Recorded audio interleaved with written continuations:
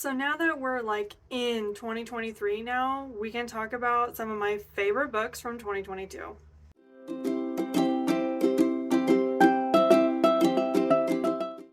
Hi, hello, and welcome back to my channel. My name is Alex, and today we are talking about some of my favorite books from last year. If you didn't know, I'm kind of stingy with my 5-star ratings. Like, the book has to be absolute perfect for me to give it the 5 stars. And I'm always kind of surprised when I get to the end of the year, the size of the list. Like, in my head, I'm like, I'm so stingy with my 5 stars, but then when I make the list, I'm like, I can't even fit all this in one video. I'm going to have to make 2 videos for this list because I do want to talk about the premise of the book, about why I liked it. Like, I don't want to rapid fire these titles. Like, I want to chat with you a little bit about these books. So, before we get into it, make sure you hit all the buttons down below so you know when I'm posting. I post every week, and all we do is talk about books on this channel. So, yeah, that's about it. If you like to listen to people talk about books, here I am every week doing just that. Let's not waste any more time. Let's get into it. So, like I said, we're going to break this into 2 parts. There's going to be 6 books in this episode, and then when I do the second half, it'll be the last of the 6 books. Some of these books I have talked about on my channel before. So, yeah, if I have a video with some of these books in them, I'll put them in the cards, but the cards are limited. I found that out last week when I was talking about my series books. So, yeah, I'll put as many as I can. Let's just leave it at that. I'll put as many as I can. These are not books that were like published in 2022. These are just books that I happened to read in 2022. So the first book I'm going to talk to you about today is Wintering by Katherine May.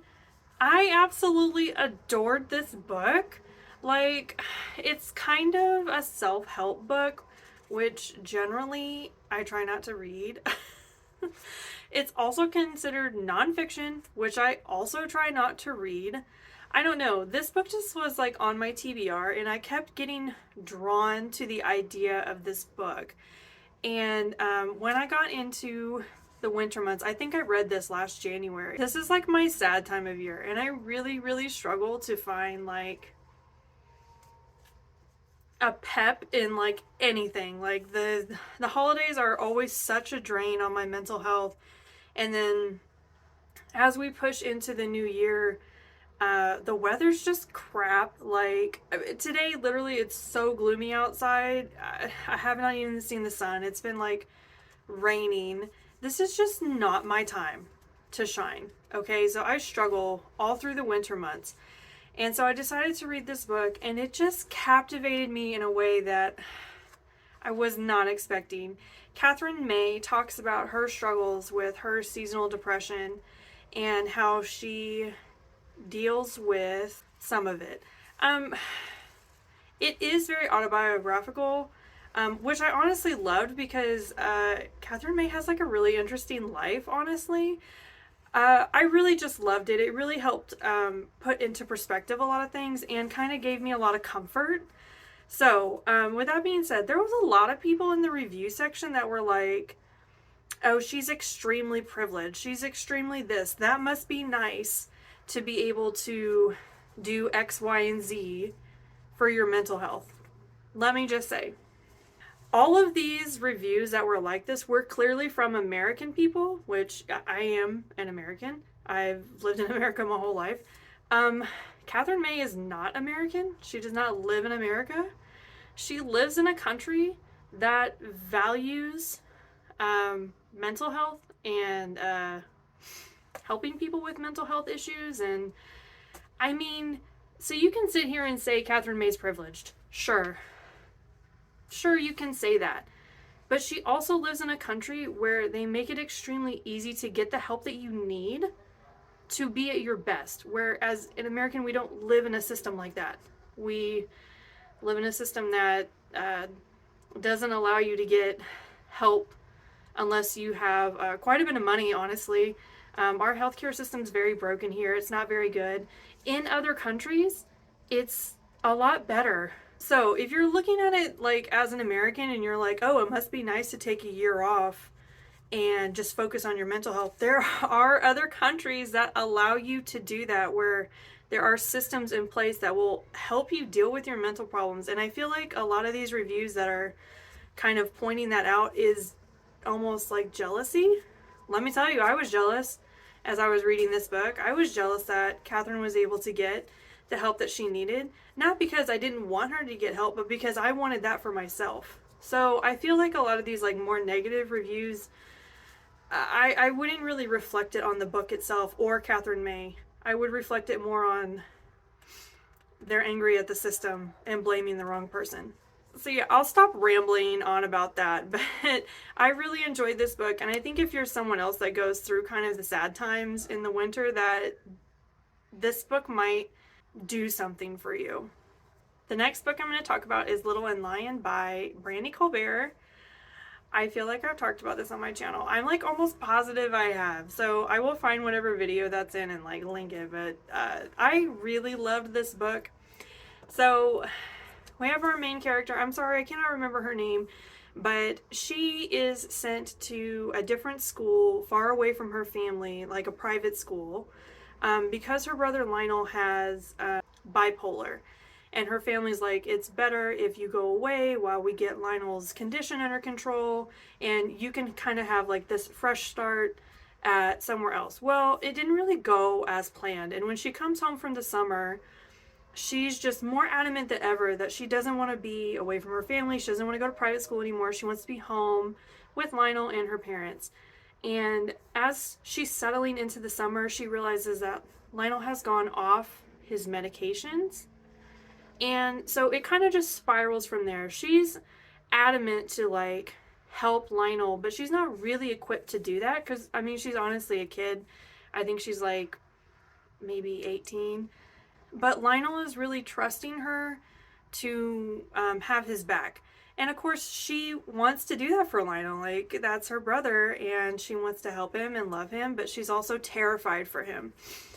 In the midst of all this, we're dealing with just summer romance, summer love, all of the great things. And the representation in this book is just amazing. We have so much mental health representation. We have lots of LGBTQ plus representation. We also have a lot of BIPOC, POC representation happening. And there's a lot of found family themes. Also, there's a lot of this like unconventional marriage theme in this book. Like Lionel's dad and our main character's mother have lived together for a long time, like blended their families, but they never got married. So this is kind of like a new look at marriage, because like if you ask me, marriage is kind of like an outdated concept anyways, but this is the first time I've actually seen it in a book represented so well. I absolutely adored this book. It ticked so many boxes for me, and it was just perfect. It was perfect. Please read this one. I cannot recommend it enough. The next book I'm going to talk about is The Marrow Thieves by Cherie, Dimaline. Y'all heard me talk about this book because I absolutely love it. I absolutely love it. Okay. It's so easy to talk about books that you love, you know? And this is one that I absolutely love. This is like post-apocalyptic dystopian set, and it's about some sort of a disease that happens where people lose the ability to dream, which doesn't really sound like that big of a deal, but they've spiraled it into a huge pandemic type thing. And the only way that they've figured out how to cure it is by harvesting the marrow of indigenous peoples. So basically, indigenous peoples are hunted down for their marrow. And so in this story, we have a group of people who have just found each other, a group of indigenous people that have just come together to try to find safety. And they're all kind of heading north into what they consider the old lands, and I think it's Canada, to try and regroup and just stay safe. It's perfection. It's perfection. I absolutely love this book. Like, the representation's so good, the edge is so good. And if you love like post-apocalyptic type books, it's so good. I cannot sing its praises enough. This is also part of a series. I talked about this last week, and I will be finishing this series this year. I'm absolutely astounded by this book, and I'm just expecting the second book to be just as good, if not better. So yeah, read this one too. The next book I'm going to talk about is You Should See Me in a Crown by Leah Johnson. I've talked about this book on my channel too because it's also very, very good. We have our main character, Liz Leidy, and she's just kind of awkward, and she's hyper focused on her grades and getting into college and getting out of the town that she's living in. And as she's approaching her senior year and she's figuring everything out, she's figured out that she actually cannot afford to go to college. Like, whatever scholarship or whatever she had lined up has fallen through, and like, she's terrified that she's not going to be able to get out. So one of the ways that she's figured out that she can get the scholarship money is by winning Homecoming Queen, basically. I feel like that's right. But the problem is, like, Liz is not super popular, but if she wins, they get like a grant or something, and that money can basically help her get into college, and she like desperately needs it. So she hatches a plan with her best friends to win Homecoming Queen, even though she's like, or Prom Queen. I'm sorry, whatever it is, I'll put it up here so I'm not contradicting myself the whole time. She hatches a plan to win. And so the book is about her trying to win over the student body so that she can go to school. The representation here, beautiful. We have BIPOC, POC representation, we have LGBTQIA representation. It's just a remarkable little book, and it just made my heart swell with love, okay? It's a great book. It is YA, and I think Leah Johnson just did such a good job with it. Like, read it. The next book I'm going to talk about is 7 Days in June by Tia Williams. So I've talked about this book a little bit, and I've talked about Tia Williams because I want to look into more of her books this year, because this one blew me away. If any of her books hold a candle to this one, I might just like pass away, because this book was just beautiful on all of the levels. We have so much great representation in this book. It's just a masterpiece. Like, I feel like I keep saying that about every book on this list, but I mean, they're my favorites for a reason. Obviously, I loved all of them because they all got 5 stars, so I'm gonna say really good things about all the books. But this one follows 2 main characters.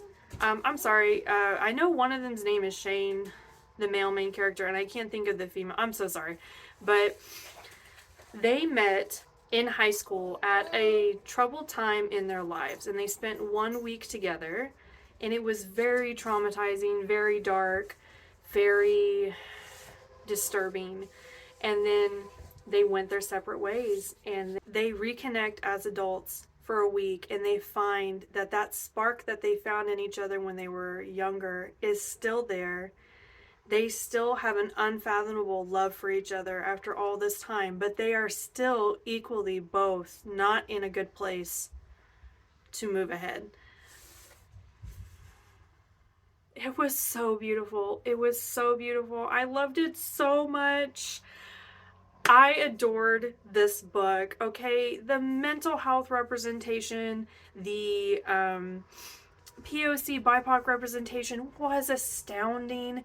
There were so many other little elements in here that just blew me away. I absolutely loved this book.